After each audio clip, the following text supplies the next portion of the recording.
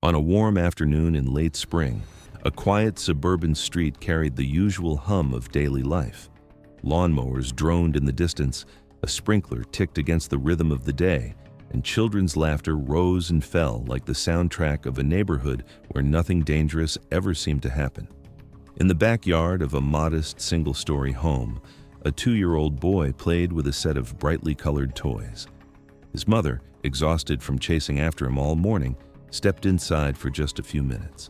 She needed to grab a load of laundry, answer a phone call, maybe just catch her breath. When she returned, what she expected to see was the familiar sight of her son crouched in the grass, giggling as he pushed a toy truck across the dirt. Instead, there was only silence.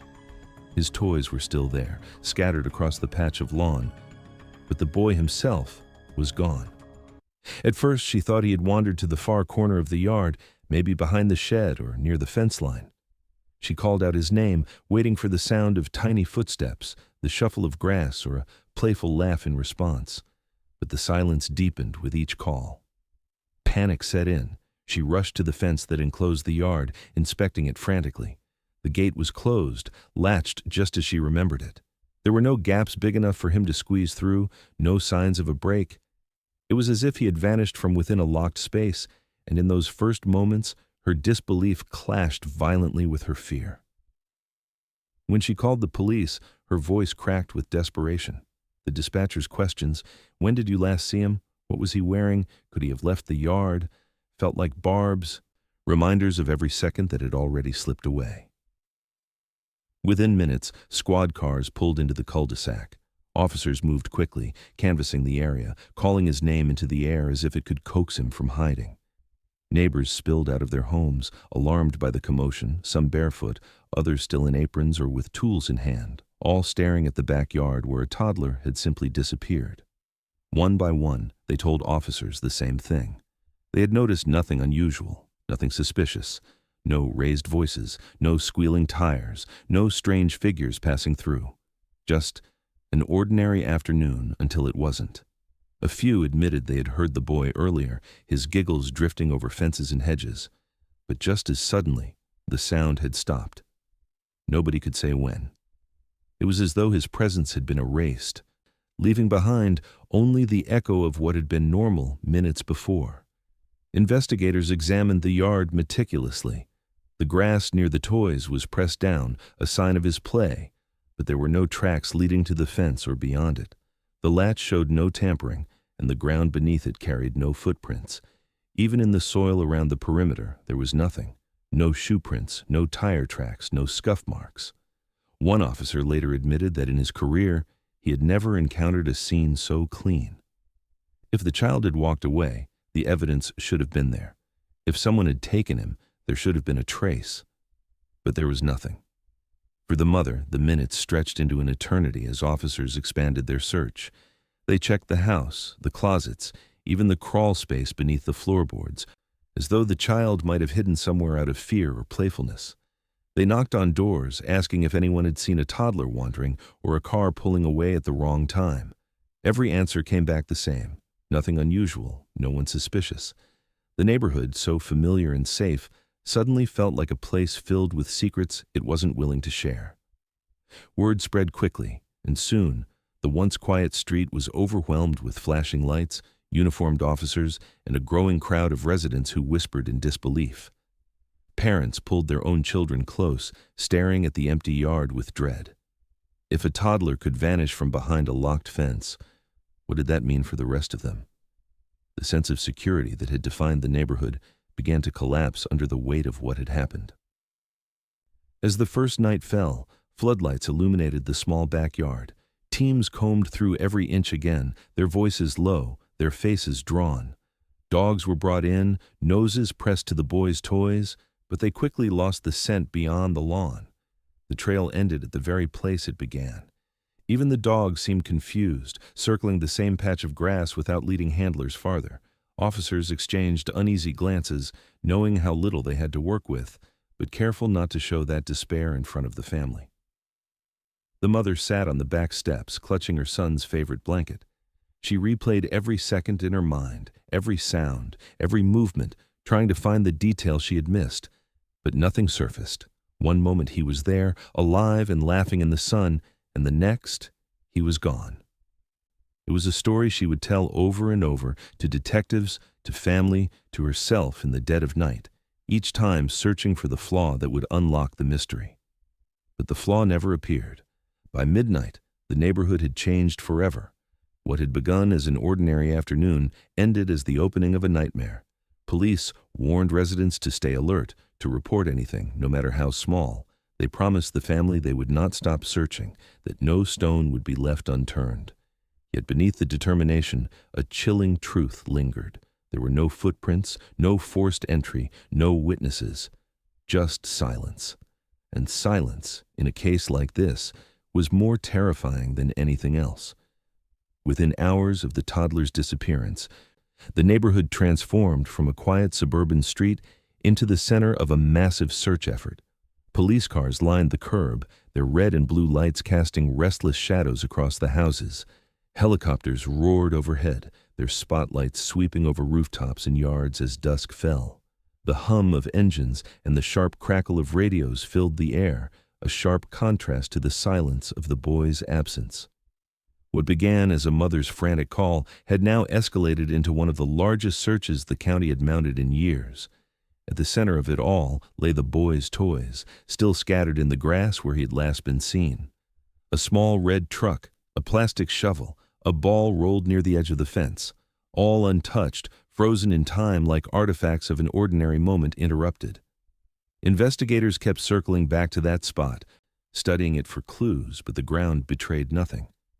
The grass showed the signs of play, yet no clear tracks led outward. The fence remained intact, latched securely. To those searching, it felt less like a place of escape and more like a sealed room where something inexplicable had occurred. As the night deepened, officers expanded the perimeter. Search teams went door to door, knocking softly yet urgently, asking homeowners for permission to check garages, sheds, and basements. Some residents complied immediately, others hesitated before opening their doors to uniformed strangers with flashlights. Each search turned up nothing. The absence of evidence began to feel heavier than evidence itself. It was as though the boy had vanished into thin air, leaving behind only unanswered questions. By dawn, reinforcements arrived. Search dogs were brought in, their handlers guiding them carefully through the yard. The animals sniffed at the toys, picked up the child's scent, and pulled eagerly toward the perimeter. Yet, just beyond the yard's boundaries, the trail broke off abruptly. Handlers reported the same strange result again and again. The scent circled, then vanished entirely, as if it had been erased. Even the dogs, tools of precision in countless rescues, seemed baffled. Their failure left investigators unsettled. Helicopters continued circling, their beams tracing across creeks, culverts, and drainage ditches that ran through the area. Officers peered into every shadow, calling the boy's name through loudspeakers, hoping he might emerge from a hidden spot. Volunteers poured in from nearby neighborhoods, forming lines that stretched across fields and wooded patches. They carried flashlights, rakes, and sticks, combing the underbrush methodically. Their voices rose in unison, calling the child's name over and over until the sound began to feel hollow, echoing back from empty spaces. For the family, each passing hour carried unbearable weight. The boy's father, who had rushed home from work when he heard the news, joined the search himself, stumbling through ditches and across lots, shouting until his voice cracked. The mother moved between officers and volunteers, clutching a photo of her son, repeating his name with a desperate rhythm, as though her persistence might anchor him back into existence. Witnesses would later recall the haunted look in her eyes, a mixture of hope and disbelief. As if her mind couldn't reconcile the image of her child playing in the grass with the nightmare unfolding around her. Authorities considered every possibility. Could the boy have wandered beyond the neighborhood, slipping into some hidden hazard? Officers checked ponds, storm drains, even trash bins, grimly aware of the danger posed by such places to a toddler. Others suggested the unthinkable: abduction. If someone had taken him, they reasoned, perhaps a vehicle had been involved, slipping through during the narrow window of time before anyone noticed. Detectives canvassed nearby intersections for security footage, hoping a camera had caught sight of a car or van that didn't belong. For now, though, there was nothing. Theories emerged and collapsed almost as quickly. Some neighbors whispered that perhaps the child had been hidden deliberately, that someone close to the family knew more than they were saying. Others clung to the idea of an accident, that the boy had wandered farther than anyone thought possible and was simply waiting to be found. But as the search dragged on, optimism gave way to a quieter, heavier dread. The longer a child remained missing, the slimmer the chances became. By the second night, the search effort had grown to include hundreds. Entire blocks were canvassed, with volunteers forming human chains to ensure no corner was missed. Helicopters scanned until their fuel ran low, then returned after refueling to sweep the area again. Still, no sign of the toddler emerged. The calls of his name continued, echoing into the darkness. But the silence that answered back grew more suffocating. Investigators paused at the end of the second day to regroup. They laid out maps of the area, marking off the zones already searched.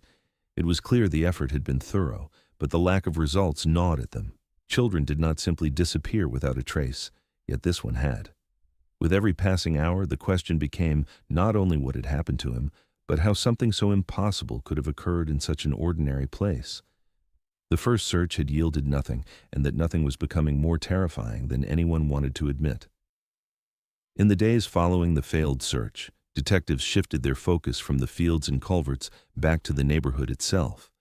If the child had not wandered far and no trail had been found, then someone must have seen or heard something. The small cul-de-sac, once a picture of suburban calm, now felt like a closed circle where answers had to exist. Officers moved door to door, knocking firmly, notebooks in hand, pressing neighbors to recall even the smallest detail. What time they arrived home, what noises they heard, whether any unfamiliar vehicles had passed through. At first, people seemed eager to help, their voices laced with sympathy for the family. But as questions grew more pointed, unease began to spread. One neighbor mentioned that around the time the boy disappeared, they had heard the sound of a car door slamming.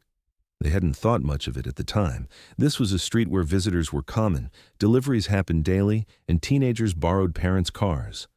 But now, with the weight of hindsight, that sharp thud of metal closing took on a new meaning. Another resident recalled seeing a delivery van parked a little longer than usual at the corner. The driver had been bent over, possibly looking at a clipboard or phone, but the timing lingered uneasily in their memory. Detectives jotted these details down, but without corroboration, they remained fragments, pieces of a puzzle that refused to connect. As interviews continued, suspicion began to bleed inward. The officers could not rule out the possibility that the disappearance was the result of something closer, something inside the community itself. They asked the family again to walk them through the timeline. They questioned relatives who had visited recently, noting inconsistencies, even if minor. It was procedure, they explained, but the family felt the sting of implication all the same. Neighbors whispered quietly among themselves, wondering whether the tragedy might not have been an act of a stranger at all. The very fences and hedges that had once symbolized safety now seemed to divide trust. Parents who had let their children play freely outside began keeping them indoors. Neighbors who once waved in passing now eyed one another cautiously. Every household became a potential source of answers or of guilt. And as detectives continued to knock on doors, the atmosphere of the cul-de-sac shifted from cooperation to tension. Ordinary people began to see their routines dissected, their memories probed, their lives under quiet suspicion. Detectives worked with patience but carried urgency. They collected statements, cross-checked timelines, and combed through hours of security footage from doorbell cameras and nearby businesses. They replayed the moments before and after the disappearance, hoping to catch a vehicle entering or leaving at the precise window of time. A few clips showed cars passing, some belonging to residents, others belonging to delivery services or contractors. None provided the smoking gun they were desperate to find. Each recording ended with the same hollow frustration, nothing that explained how a toddler vanished from a locked backyard in broad daylight. The pressure bore down hardest on the family. Though detectives remained professional, the parents felt their questions carried an undertone. Had they left the gate open? Had they argued recently? Was there anyone in their lives who might want to hurt them? These were standard lines of inquiry. But under the grief and exhaustion of a missing child, they felt like accusations. The mother, already consumed by guilt for leaving her son alone even briefly, found herself unraveling under the weight of suspicion. Her husband, too, bristled at the implication that someone in their own home could be responsible. But with no leads pointing outward, investigators had little choice but to look inward. Within the neighborhood, relationships strained. Some residents resented the constant police presence, the repeated questioning, the implication that one of them might be involved. Others grew paranoid, replaying every noise or sight they had ignored that day. Did they truly hear nothing unusual? Had they looked away at the wrong moment? The weight of not knowing transformed normal families into uneasy witnesses. What haunted detectives most was the ordinariness of it all. This was not a remote trailhead or an isolated highway. It was a cul-de-sac lined with tidy homes, security cameras, and neighbors within earshot of each other. If a child could vanish here without being seen, what did that say about how vulnerable anyone might be? Each day that passed without an answer only sharpened the edge of fear, shifting the case from a community tragedy to a community suspicion. By the end of the first week, the canvassing had run its course. Every door had been knocked on, every resident interviewed. Theories about a delivery van or a mysterious car door slam remained just that, theories. No one had seen the child leave, no one had spotted an abductor, no camera had caught a crime in progress. The silence of that afternoon echoed louder now, not just for the family but for everyone who lived nearby. The detectives packed up their notes, but unease remained thick in the air. In the absence of strangers to blame, the gaze of suspicion lingered close to home, and with it came fractures that would not easily heal. As the days without answers turned into weeks, the boys' family found themselves no longer just grieving parents, but the center of relentless scrutiny. What had begun as sympathy from the public quickly shifted into suspicion, and the quiet suburban home became surrounded by a swarm of reporters and cameras. Every morning, vans lined the street, microphones thrust forward, journalists asking questions the parents had no way of answering. Was the gate left open? Did they notice anyone watching their son before he vanished? Were there tensions at home that no one knew about? Each inquiry cut deeper, not only reopening the wound of their loss but suggesting they might be hiding something. The mother, once soft-spoken and private, now appeared on news broadcasts with hollow eyes, repeating through tears that she only left her son alone for a moment.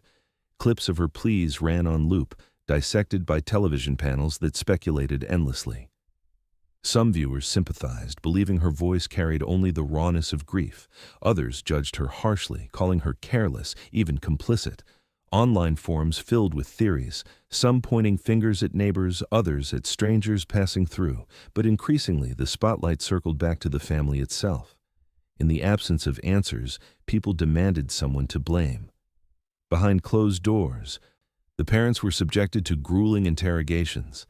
Detectives pressed them on the smallest inconsistencies, whether the mother was inside for 3 minutes or 5, whether the father's arrival from work matched precisely with phone records. These were details most people could never recall with perfect accuracy. Yet, under the weight of suspicion, every hesitation or misstep was magnified. Investigators reminded them it was standard procedure, but the unspoken truth hung in the air. Statistically, many child disappearances began with someone in the family. That knowledge lingered in every question, every pause, every scribbled note. The father grew defensive. He insisted on recounting the afternoon with rigid precision, determined to prove there were no gaps, no lies. But his insistence only made detectives lean harder, convinced there was more beneath the surface. The mother, on the other hand, buckled under the weight of guilt. She replayed the moment she stepped inside again and again, sometimes adding small details, sometimes forgetting others entirely. Detectives saw this as inconsistency, but in truth it was the fog of trauma, the brain trying to make sense of an incomprehensible event.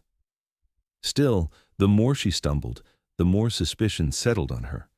The strain began to fracture the marriage. They no longer spoke freely, aware that their words might be turned against them. Arguments erupted over how much to tell police, how to handle the media, even how to grieve. The mother wanted to cling to hope, to believe her son might still be alive somewhere, waiting to be found. The father began preparing for the worst, searching online for statistics, cases similar to theirs, outcomes that nearly always ended in tragedy. Their grief, instead of binding them, pushed them into different corners of despair. Reporters seized on every visible crack. When the parents appeared in public, their body language was scrutinized. Was the mother's expression too cold? Was the father's composure too calculated? Photos of them walking to their car became fuel for endless speculation. Talk shows debated whether their reactions seemed genuine, as if there were a correct way to grieve under the glare of cameras. For the family, the relentless spotlight became unbearable. They closed their blinds, stopped answering the phone, and tried to shield themselves from the noise outside, but the pressure seeped in regardless. Relatives were not spared either. Aunts, uncles, cousins, all were interviewed. Their histories quietly sifted through. Detectives searched for financial troubles, conflicts, anything that could suggest a motive. Some relatives, feeling cornered, pulled away, unwilling to remain under the constant eye of suspicion. What had once been a tight-knit family circle began to unravel, each member looking inward, wondering if detectives quietly suspected them too. For investigators, the scrutiny was necessary, part of the methodical process of elimination. But for the family, it was suffocating. Each unanswered question turned their grief into interrogation. Each inconsistency cast their love into doubt. The case that had begun as a tragedy was slowly becoming a test of their credibility, of whether they could withstand the weight of both loss and suspicion without breaking. By the end of the second week, hope had dimmed. There were no new leads, no breakthroughs, just the sound of helicopters gone silent, volunteers returning to their lives, and the press camped outside a house that felt more like a cage than a home. Inside, the parents sat apart, each lost in their own torment. They were no longer seen simply as victims. They were suspects in the eyes of many, caught in the cruel pattern familiar in high-profile disappearances, where grief was never enough, and every tear carried the shadow of doubt. The flood of tips began almost immediately after the boy's face appeared on television screens and social media feeds. His photograph, wide eyes, soft hair, a smile caught in mid-laugh, was etched into the memory of anyone who saw it. Within days, hotlines rang constantly with sightings. A toddler at a gas station 2 towns over, seen tugging at a woman's arm. A child who looked strikingly similar spotted in the play area of a shopping mall. Each report carried urgency, a glimmer of hope that the nightmare could end with a reunion. Detectives followed up on everyone, no matter how far-fetched, but every time, the promise dissolved. The boy at the gas station was confirmed as a local child, his mother bewildered by the sudden questioning. The toddler at the mall turned out to be another family's son, his resemblance only superficial. Each dead end left investigators more weary, the family more hollow, and the community more restless. The sightings didn't stop. They multiplied, scattered across counties and states, each one more tenuous than the last. Someone swore they saw him at a rest stop along the interstate. Another claimed he had been at a carnival booth hours from town. Each call was logged, each description compared, each time a detective dispatched to chase shadows. The more the image of the boy circulated, the more people seemed to see him everywhere, in every child whose features bore even the faintest similarity. The line between genuine leads and projection blurred, but no detective could afford to dismiss them outright. That uncertainty dragged resources thin, pulling investigators in every direction with nothing to hold on to. Amid the flood of false sightings, darker rumors began to circulate. Whispers of organized abduction rings surfaced, groups who targeted children for reasons too grim to name aloud. Some community members claimed to have seen unfamiliar vehicles lingering near parks and schools in the weeks before the disappearance. Online forums latched onto the theory, spreading it widely, fueling a narrative that something larger and more sinister was at play. Detectives followed these trails too, coordinating with other agencies, checking reports of similar cases in neighboring jurisdictions. Yet again, no physical evidence tied the disappearance to any broader network. Theories flared, but facts refused to emerge. Meanwhile, the family clung to every lead as if it could be the one that ended the nightmare. Each time detectives arrived at their door with news of a possible sighting, the mother's eyes lit with fragile hope. Each time the follow-up came back negative, the light dimmed further. Hope became a cruel cycle of building and breaking, each disappointment leaving scars that deepened over time. The father grew more withdrawn, unwilling to entertain what felt like false promises. He stopped answering the phone when tips came in, leaving his wife to shoulder the emotional whiplash alone. The silence between them widened. The community, once galvanized by the urgency of the search, began to grow restless as well. In the early days, volunteers had combed fields and ditches, rallied behind the family, and plastered flyers on telephone poles. But weeks later, the search parties dwindled. Posters faded in the sun, their edges curling, colors bleaching into pale reminders. Neighbors who had once knocked on the door with casseroles and offers of help now avoided eye contact in the driveway, their sympathy tangled with unease. In the absence of answers, speculation crept in, and speculation corroded unity. For detectives, the case grew colder with each passing week. Interviews had been exhausted, searches had been repeated, and evidence remained non-existent. The boy's toys still lay bagged in an evidence room, silent reminders of the last place he had been seen. Beyond them, there was nothing solid to hold. Theories shifted like sand, from abduction to accident to something closer to home, but no single explanation could be proved. The investigation that had begun with urgency now slowed under the weight of exhaustion, the momentum slipping away. For the parents, the silence became its own torment. They no longer heard helicopters in the sky, no longer saw volunteers combing fields. The media moved on to other stories, leaving behind only occasional follow-ups that reignited suspicion. Their home remained a prison of memory, the backyard a place they could not bear to look at. Every sound in the neighborhood reminded them of what was missing: the bark of a dog, the laughter of another child, the distant slam of a car door. Each noise was a reminder of what they could no longer hear from their own son. By the end of the month, the case had shifted from an active search to an open investigation. Detectives still fielded tips, still checked reports, but the urgency had dulled. For the family, the silence was unbearable. It was not the silence of peace, but the silence of absence, stretching into something that felt permanent. The boy's room remained untouched, his toys in place, but every corner of the house echoed with the same haunting truth: he was gone, and no one could say where or why or how. Nearly a year had passed since the boy vanished, and the neighborhood had settled into an uneasy rhythm of silence. The posters were long gone, the news crews had moved on, and even the most determined volunteers had returned to their lives. For the parents, each day was a blur of absence, each night a battle against memories that refused to fade. The case, while technically still open, had slipped into dormancy, another cold file among many. And then, without warning, the quiet was broken by something no one could have predicted. Not a lead from detectives, not a confession, but a dog scratching at the earth. It started innocently enough. A neighbor's large shepherd mix had been digging persistently along the fence line that separated the 2 yards. At first, the owner thought little of it. Dogs dug all the time, chasing the smell of rodents or trying to cool themselves in the dirt. But this was different. Day after day, the animal returned to the same spot, pawing and clawing as if desperate to unearth something hidden. One afternoon, the dog emerged from the hole with something clutched in its teeth, a strip of fabric, dirt-caked and frayed at the edges. The neighbor, unsettled, examined the piece. It looked like the corner of a child's shirt, faded but unmistakably patterned. Uneasy memories stirred. The boy who had vanished nearly a year before had been wearing a shirt with a pattern not unlike this one. The neighbor hesitated, torn between disbelief and dread. Then called the police. When detectives arrived, they handled the fabric with gloved hands, their expressions hardening. They compared it to photographs from the day of the disappearance.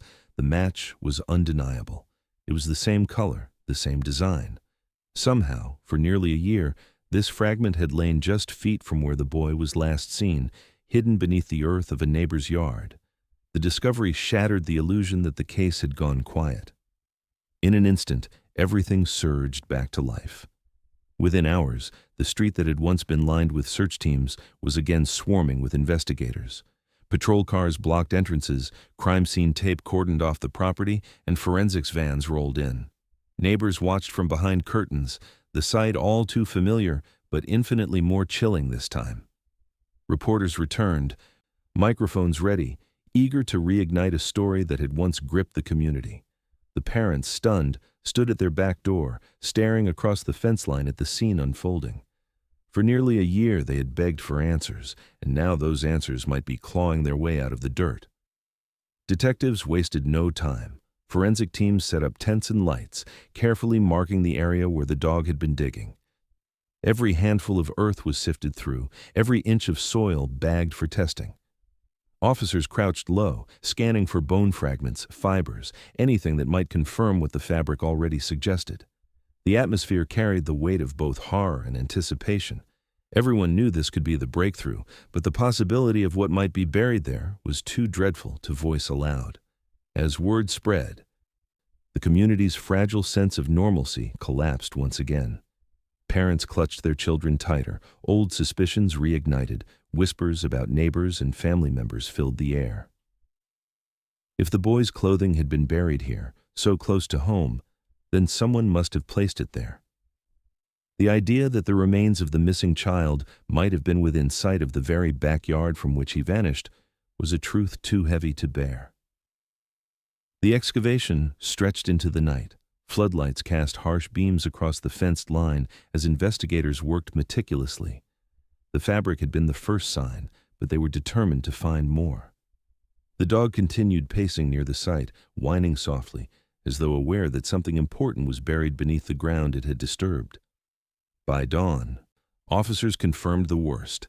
Fragments of small bones had been found mixed with the soil. News of the discovery spread quickly, reigniting national attention. For those who had followed the case from the beginning, the thought that evidence had been hiding all along in such proximity was both devastating and bewildering. Detectives spoke cautiously at press conferences, confirming that fabric and bone fragments had been recovered, but declining to speculate on how they had ended up there. The investigation, once cold, was now thrust violently back into motion. For the parents, the discovery brought no relief, only a resurgence of grief. To know that part of their son had been buried just beyond the fence line was unbearable. The mother collapsed when officers confirmed the fabric's connection, the father retreating into silent shock. Their hope for a miracle had been shattered, replaced by a new, darker reality. Their son was gone, and the answer had been closer than they had ever imagined. The neighborhood, too, could no longer escape the weight of suspicion. Questions spread quickly. How had no one noticed disturbed soil before? Had someone deliberately placed the remains there long after the initial searches? Was the perpetrator still among them? The once familiar street once again became a place of fear, every neighbor's glance carrying suspicion. The discovery by the dog was not just a clue. It was a revelation that the story was far from over. It raised more questions than it answered, but one truth was now undeniable. The boy had never left the neighborhood.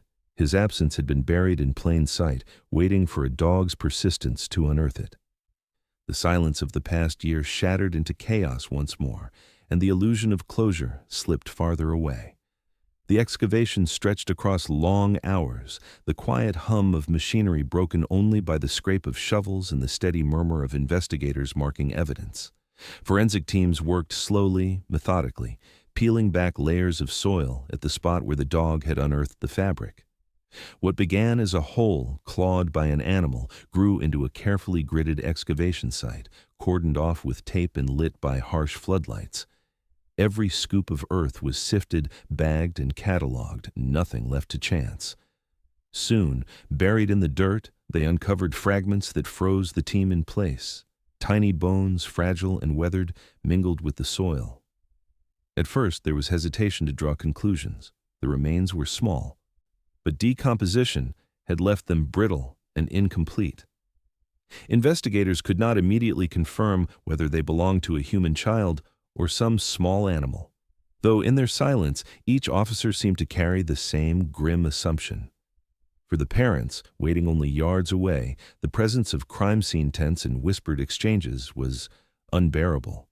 The mother begged for clarity, but detectives could only tell her what she already knew, that something had been found, but nothing yet confirmed. The bones were gathered carefully, transported to the medical examiner's office, where specialists began the painstaking process of analysis. Alongside them, the strip of fabric was sent to a lab for comparison. It was faded and frayed, but technicians noted its similarities to the shirt worn by the boy the day he disappeared. Still, science required certainty. The family endured agonizing days of waiting, their grief suspended between hope and dread, until DNA results could confirm what their hearts already feared. When the results came back, the truth was devastating. The fragments belonged to the missing toddler. Nearly a year after his disappearance, part of him had been found just beyond his own backyard fence. The official notification delivered to the parents was brief, clinical in its language, but the words were enough to shatter them. Their son was no longer missing. He was gone, and the earth had been his keeper. Yet even in this grim confirmation, the discovery only deepened the mystery. Detectives gathered to examine the implications. If the child's remains had been buried there all along, how had they been overlooked during the exhaustive early searches? Officers had combed every inch of the neighborhood, used cadaver dogs, and scoured the ground repeatedly. Could the remains have been placed there later, long after the initial search ended? That possibility chilled investigators and residents alike.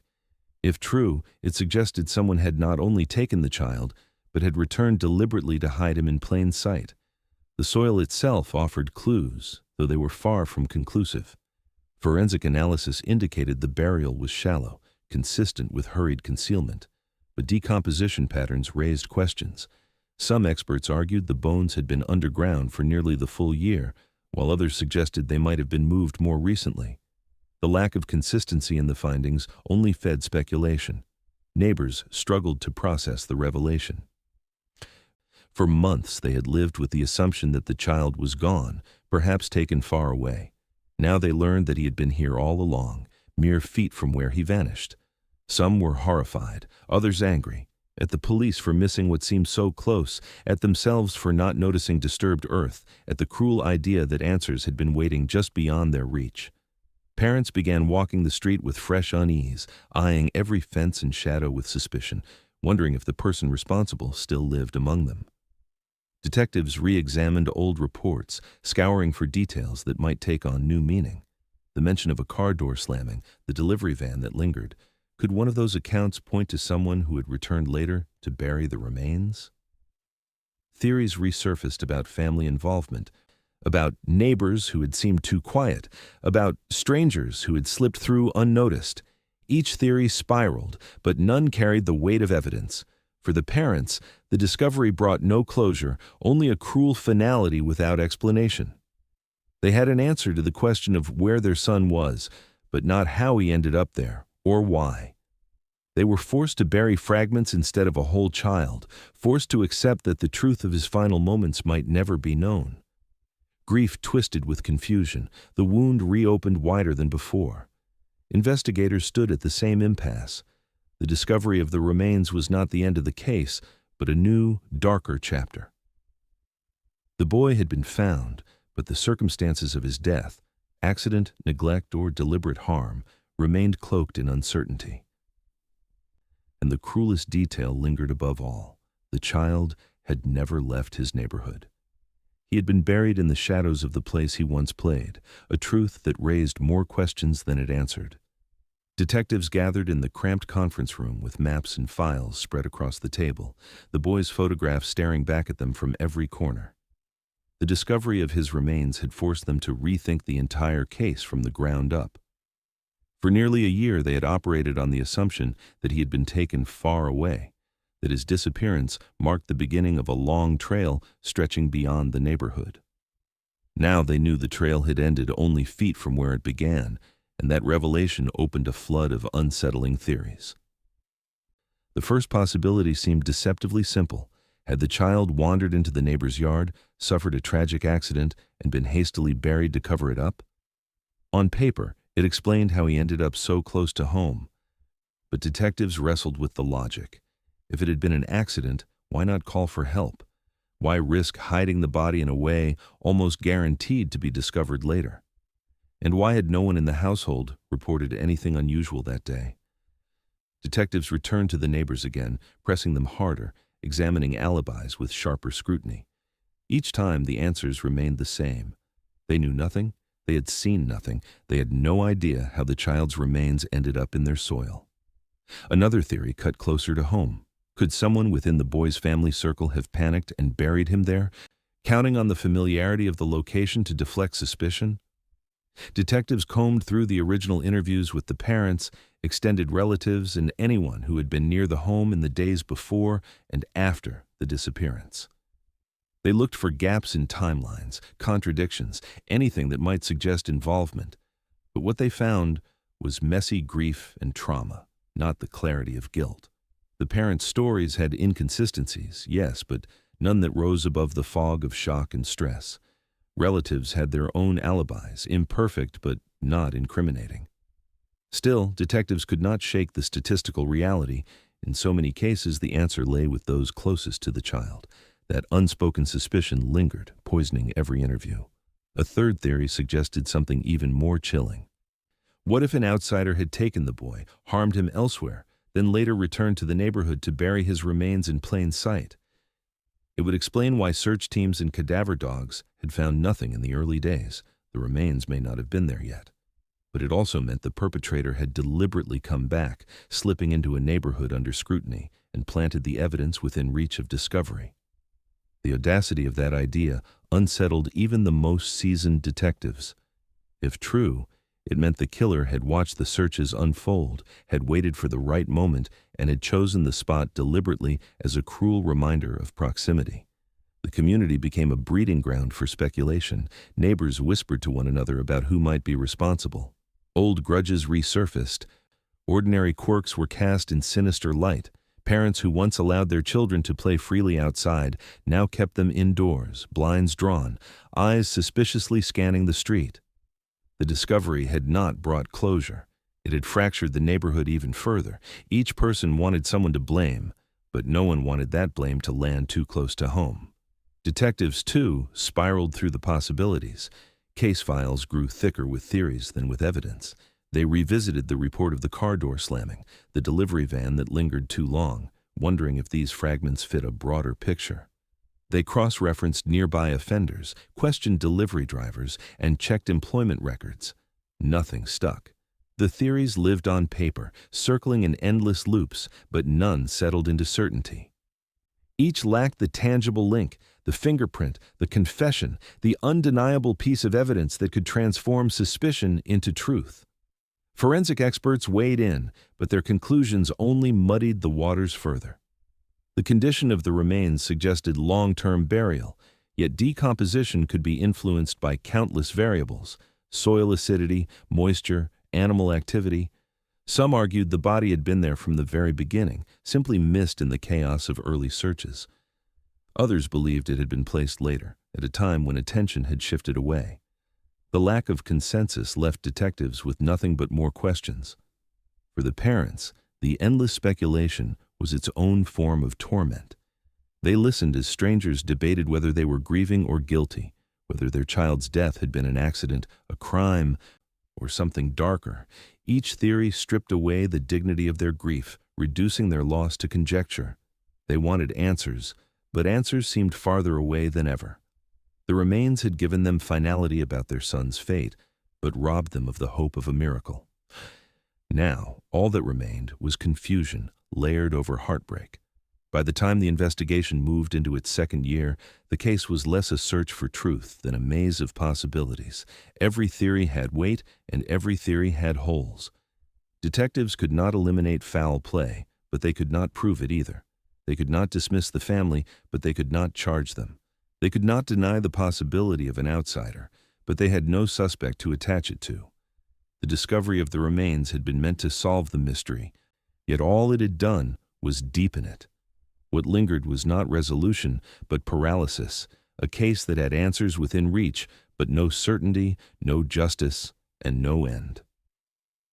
The forensic reports arrived in thick folders, filled with charts, photographs, and technical language that investigators pored over with growing unease. What they had hoped would provide clarity instead opened a darker and far more unsettling set of questions. The bones, carefully examined under microscopes and scanned for even the smallest fracture, revealed no clear signs of trauma.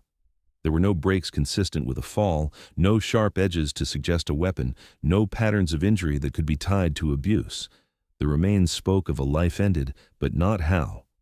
For detectives, the absence of evidence was as troubling as any wound. It meant they could not call it an accident, but they also could not prove murder. More disturbing still was the analysis of the soil that had clung to the bones. Specialists noted differences in composition between the deeper earth and the material pressed against the fragments. These findings suggested the burial had not happened immediately. According to the report, it was likely the child's remains were placed in the ground several days, perhaps even a week, after the disappearance, not within hours as many had assumed. This revelation chilled detectives to the core. If true, it meant the child had not been hidden there during the frantic searches that consumed the first 48 hours. He had been somewhere else. That single detail shifted the investigation into even darker territory. Had the boy been alive for some time after he vanished, kept in a place no one thought to look? If so, who had been capable of hiding him, feeding him, and ultimately deciding his fate? Or had his body been kept elsewhere after death, only to be buried later when scrutiny began to fade? Each possibility carried its own horror, and none brought comfort. The parents, when informed, collapsed under the weight of this new uncertainty. Until now, they had believed their son's life had ended quickly, a small mercy in the midst of tragedy. Now they faced the unbearable thought that he may have lingered, frightened and alone, while search teams called his name just beyond reach. For the mother, the idea was unbearable, that her son may have heard her voice echoing through the neighborhood, crying for him while trapped somewhere unseen. For the father, it was fury more than grief, an anger at the faceless someone who had denied them the chance to save their child. Investigators tried to ground themselves in procedure, but the timeline pulled at every theory. If the boy had been alive after the first search, then the family and neighbors would be scrutinized again. Who had access to him? Where could he have been kept without detection? Detectives revisited basements, garages, and storage units, searching for any sign of concealment. They found nothing. If instead the body had been kept elsewhere after death, then the investigation pointed outward again, toward the possibility of a stranger who had taken him and later returned to bury him so cruelly close to home. But that, too, raised questions. Why return? Why risk discovery in the very place most connected to the crime? The forensic team admitted the limitations of their findings. Soil chemistry could suggest a timeline, but it was not absolute. Decomposition rates varied wildly depending on conditions. The lack of trauma did not rule out suffocation, poisoning, or neglect. The remains, fragile and incomplete, could not speak the full truth. They offered only hints, and those hints twisted the narrative into something even more haunting. Among the detectives, unease grew. Some believed strongly that the child had been alive for days, hidden in plain sight, pointing toward someone within the community. Others insisted the body had been stored elsewhere, perhaps refrigerated or sealed before being buried, an act requiring planning and calculation that pointed to a predator. Without consensus, the case fractured into competing theories, each investigator haunted by a different image of what might have happened. For the community, whispers grew louder. Some were convinced the family knew more than they admitted, others believed a neighbor had concealed something all along, and still others feared the presence of an outsider who could return at any moment. The street once again became a place of suspicion, each theory dividing neighbors further, turning fences and sidewalks into invisible fault lines of distrust. The chilling ambiguity of the forensic reports ensured that the case would not find easy resolution. The remains offered no clear story, only the torment of possibility. Had the boy's life ended the moment he vanished, or did he linger in the shadows while searchlights swept the night sky? Was he hidden by someone trusted, or by a stranger bold enough to return? Detectives could not say. The truth remained buried not just in the soil, but in the silence of a case that refused to reveal its final secret, or, in the end, The case was closed, but not solved. The remains had been positively identified, the paperwork finalized, the boy's status changed from missing to deceased. Yet the questions that mattered most, how he died, when he died, and who was responsible, remained blank lines in the record. The medical examiner could not assign a cause of death. The manner was listed simply as undetermined. It was a word that carried no answers, only an official seal over a hollow truth. The family buried what little had been recovered in a small ceremony attended by a handful of relatives and neighbors. A tiny casket, too small for the weight of their grief, was lowered into the ground, while the mother clutched the blanket he had once carried everywhere. The father stood in silence, his hands locked tightly at his sides, his face unreadable. The service offered no closure, only the unbearable confirmation that their son would not be coming home. Every glance toward their backyard brought the same torment. Their boy had been buried mere feet away all along, close enough that his laughter still echoed in their memory of that final afternoon. For detectives, the file was archived among the cold cases. They had gathered evidence, interviewed witnesses, tested soil and fabric, but the results led nowhere. There was no suspect to charge, no confession to weigh, no story to tell that could withstand the scrutiny of fact. Each theory remained suspended in possibility, never proven, never disproven. The case would not be forgotten, but it would not be solved either. It lived in that limbo that detectives knew too well, a mystery preserved by silence. The neighborhood never fully recovered. Children who had once played freely in front yards and cul-de-sacs were kept closer to home, their parents' watchful eyes sharpened by the memory of what had happened. Neighbors eyed one another with quiet suspicion, wondering if the truth had always been closer than they wanted to admit. The once ordinary street now carried a shadow, an unspoken reminder of the boy who vanished and the grave that lay so near. And then there was the image that none of them could shake, a dog clawing at the earth, pulling up a piece of fabric that should never have been there. It was that moment, more than anything else, that haunted the community. Not the search helicopters, not the press conferences, not even the discovery of the remains. It was the animal's instinct, unearthing what human eyes had missed, that served as the cruel reminder of how close the truth had been all along and how far it still remained. To this day, the silence has never left that street. It lingers in the closed blinds, the hushed conversations, the uneasy glances exchanged across fences. For the family, it endures in every corner of their home, in the room left untouched, in the absence of footsteps that once filled the yard. The official record may say the case is closed, but those who lived through it know better. The truth lies buried in unanswered questions and the haunting certainty that sometimes the ground holds secrets that even when uncovered, refuse to speak.